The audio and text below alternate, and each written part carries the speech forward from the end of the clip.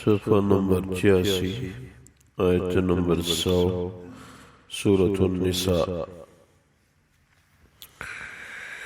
اعوذ باللہ من الشیطان الرجیم، بسم اللہ الرحمن الرحیم۔ ومن يهاجر في سبيل الله يجد في الأرض مراغما كثيرا وسعة، ومن يخرج من بيته مهاجرا إلى الله ورسوله ثم يدركه الموت فقد وقع أجره على الله وكان الله غفورا رحيما۔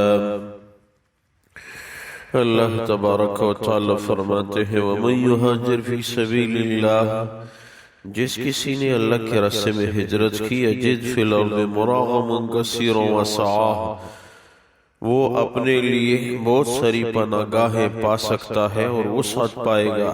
ومن یخرج من بیتہ مہاجرا الی اللہ ورسولہ، اور جو اپنے گھر سے اللہ اور اس کے رسول کے نام ہجرت کی نیت کر کے نکلا، ثم یدرکہ الموت، پھر اس کو راستے میں موت آئی، فقد وقع اجر علی اللہ، اس کا اجر اللہ کے ہاں ثابت ہے۔ وکان اللہ غفورا رحیما، اللہ تبارک و تعالی بخشنے والے مہربان ہیں۔ اللہ تبارک و تعالی نے اس آیت کو ایک خاص موقع پہ نازل فرمایا۔ حدیث شریف میں ہے کہ جب گزشتہ آیات کا نزول ہوا کہ جو لوگ تدبیر کر سکتے ہیں، راستہ جانتے ہیں، وہ ہجرت نہیں کرتے تو وہ دوزخ میں جائیں گے۔ یہ بات سن کے جندع بن زمرہ رضی اللہ تعالیٰ عنہ بیمار تھے، شدید علالت میں تھے، لیکن رشتہ داروں کو بلایا اور کہا کہ میں سمجھتا ہوں کہ میں اس آیت کا شکار ہوں، میرے پاس اتنا مال ہے کہ میں مدینہ منورہ تو چھوڑ اس سے بھی دور میں جا سکتا ہوں، اس لیے آپ لوگ مجھے اٹھا کے مدینہ منورہ پہنچا دیں۔ تو ساتھیوں نے، لوگوں نے اٹھایا ان کو اور مکہ مکرمہ سے نکل کے تنعیم کے مقام پہ پہنچے تو بیماری شدید ہو گئی۔ تو حدیث میں ہے کہ دونوں ہاتھ ایسے جوڑ کے آسمان کی طرف اشارہ کیا، یا اللہ، یہ اس بیماری میں اپنی بستی سے نکلنا یہ آپ اور آپ کے رسول کے لیے ہے، میرا وہی وعدہ ہے جو وعدہ آپ کے رسول نے آپ کے ساتھ کیا ہے۔ تو یہ کہہ کے اس کی روح پرواز کر گئی۔ مشرکین کہنے لگے اپنے مقصد میں ناکام رہا، ہجرت نہ کر سکا، ناکام ہو گیا، نہ اپنے دین کا ہو گیا نہ ہمارے دین کا ہو گیا۔ تو اللہ تبارک و تعالی نے جبریل امین کو بھیجا، جو کوئی اپنے گھر سے نکلا اللہ اور اس کے رسول کے واسطے راستے میں موت آئی، اس کا اجر اللہ کے ہاں ثابت ہے۔ اسی طرح روایت میں ہے کہ ایک اور صحابی جندب نامی، وہ حبشہ کی طرف ہجرت کر رہے تھے، راستے میں سانپ نے ان کو ڈسا تھا اور وہ انتقال کر گئے تھے۔ تو اس کے متعلق بھی اس آیت کا ثبوت ہے کہ وہ بھی گویا کہ ہجرت کر گیا، کیونکہ اعمال کا دار و مدار نیتوں پر ہے۔ دین اسلام کے لیے لوگوں نے اپنے گھروں کو چھوڑا۔ حدیث میں ہے کہ ام سلمہ رضی اللہ تعالیٰ عنہ جو بعد میں حضور اقدس صلی اللہ علیہ وسلم کی مبارک ذات کی زوجہ بن گئی،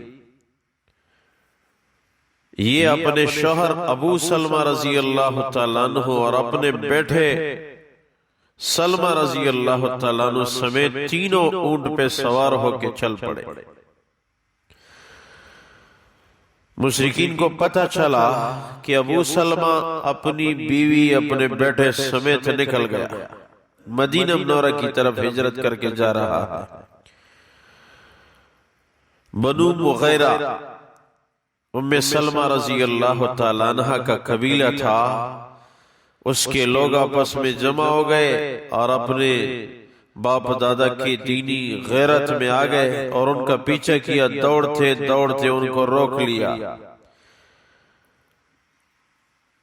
ابو سلمہ آپ جا سکتے ہیں لیکن آپ ہماری خاندان کی بیوی کو اپنے ساتھ نہیں لے جا سکتے۔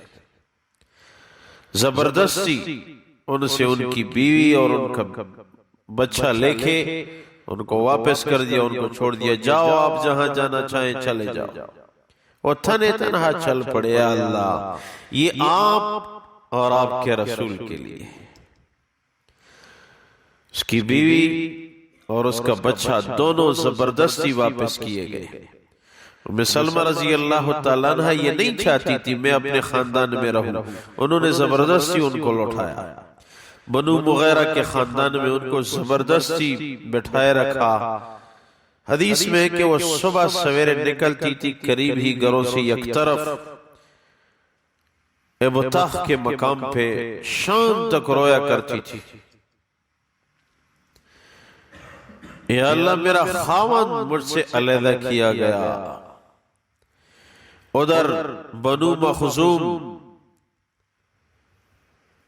ابو سلمہ رضی اللہ تعالیٰ عنہ کے خاندان والوں کو پتہ چلا ہمارے خاندان کے آدمی کے ساتھ اس طرح کیا گیا کہ اس کی بیوی ان سے زبردستی وہ چھین کے واپس لائی گئی۔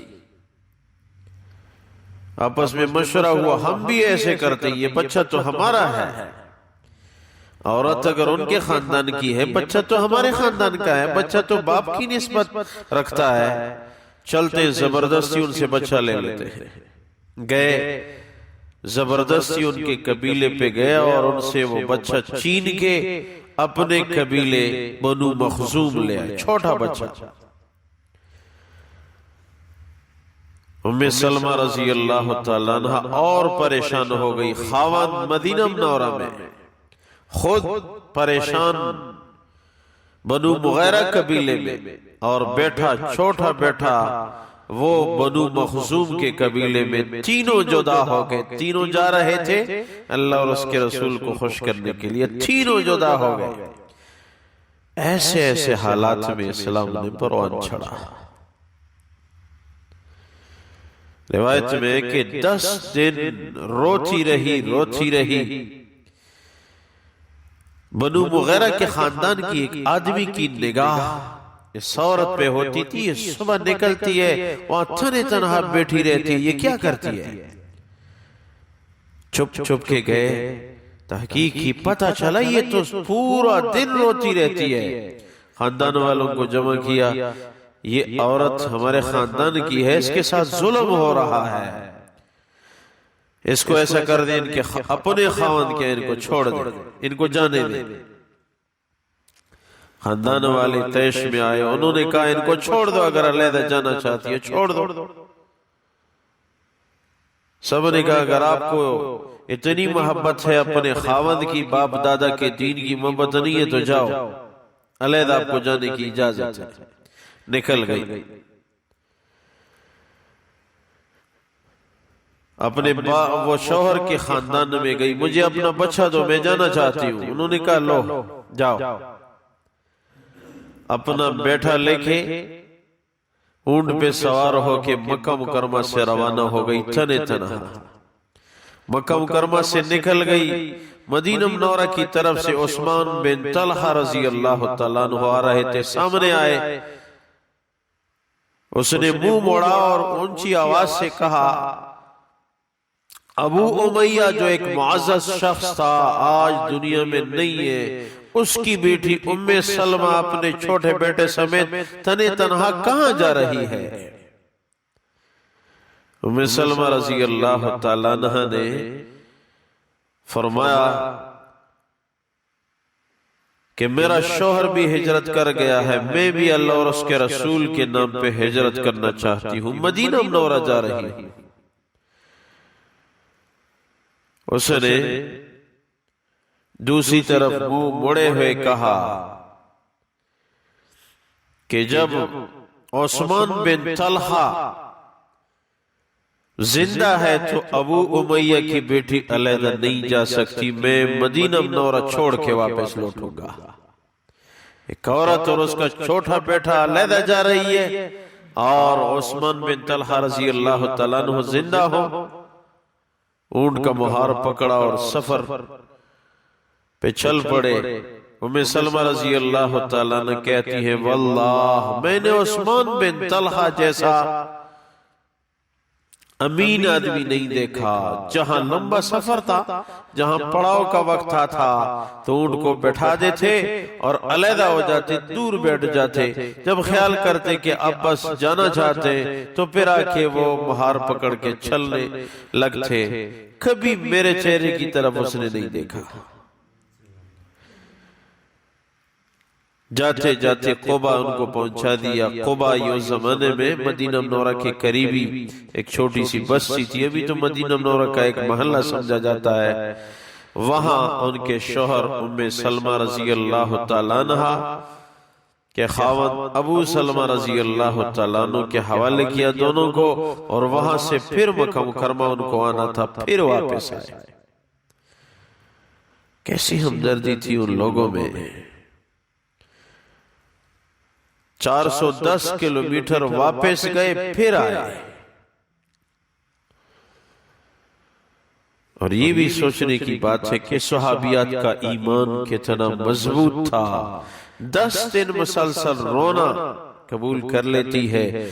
بیٹا ایک ہی بیٹا وہ بھی فراق کا شکار ہوا، یہ برداشت کر لیتی ہے۔ شوہر علیحدہ، وہ ادھر رو رہا ہے، یہ ادھر رو رہی ہے، اور بیٹا بنو مخزوم میں رو رہا ہے، لیکن دین اسلام کو نہیں چھوڑا اور مسلسل کہتے رہتے تھے کہ ہمارا مذہب اسلام ہے، ہم ان پہ ڈٹے رہیں گے۔ استقامت ان لوگوں سے سیکھنی چاہیے کہ وطن چھوڑ سکتے ہیں لیکن دین ہم نہیں چھوڑ سکتے۔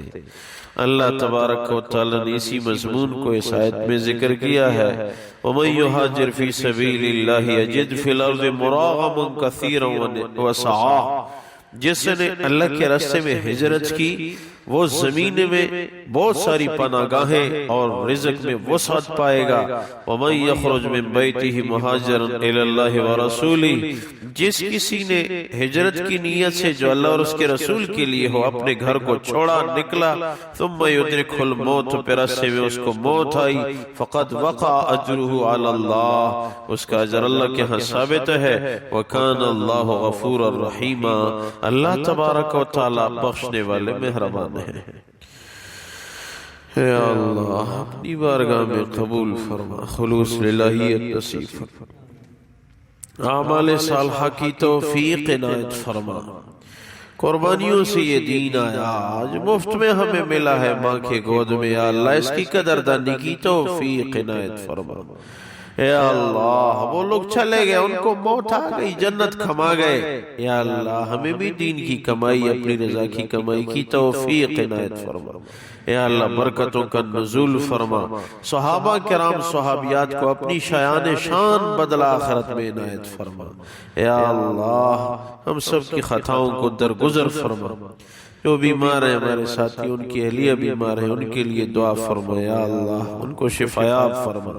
دیگر جتنی بھی بیمار ہیں اللہ سب کو صحت عنایت فرما، جو صحت مند ہے یا اللہ ان کو نیک عمل کی توفیق نصیب فرما۔ دیگر جتنی بھی ساتھیوں کی جائز حاجات ہوں جہاں کہیں ہے یا اللہ اپنی جائز حاجات کے لیے پریشان ہیں، یا اللہ ہم آپ سے مانگتے ہیں ہمیں نصیب فرما۔ اے اللہ آپ نے خود فرمایا ہے وَأَمَّا السَّائِلَ فَلَا تَنْهَرْ، مانگنے والوں کو مت ڈانٹو، یا اللہ ہماری مغفرت فرما، یا اللہ آخری خاتمہ بالخیر عنایت فرما۔ ربنا اغفر لي ولوالدي وللمؤمنين يوم يقوم الحساب برحمتك وكرمك